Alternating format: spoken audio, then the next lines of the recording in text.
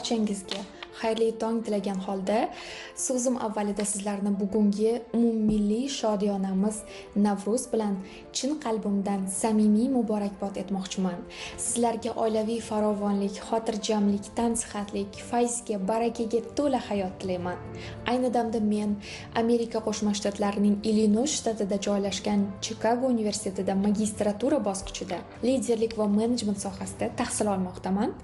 Ushbu universitet nafaqat dunyoning top 15 universitetlaridan biri hisoblanadi, balki juda ham keng masshtabga ega bo'lgan ilmiy tadqiqot markazi hamdir. Bu universitetda ko'plab Nobel mukofoti sovrindorlari, muvaffaqiyatli nazariyotchilar, tadqiqotchilar, kashfiyotchilar va bestseller asarlar mualliflari faoliyat yuritadi. Men esa mana shu kabi top mutaxassislardan, professorlardan tahsil olish imkoniyatiga ega bo'lganimdan juda ham xursandman.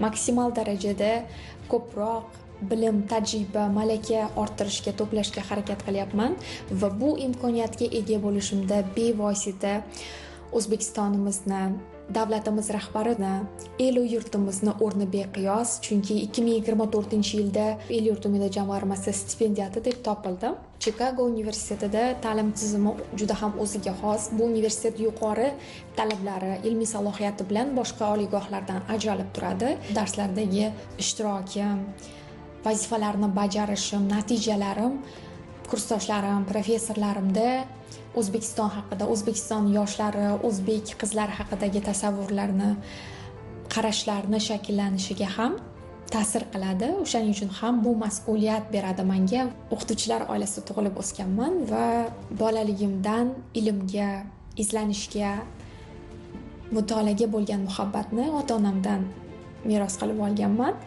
Milliy, mintaqaviy, xalqaro miqyosdagi konferensiyalarda, ilmiy tadbirlarda ishtirokim sabab O'zbekiston Respublikasi Prezidenti stipendiyasiga loyiq ko'rildim.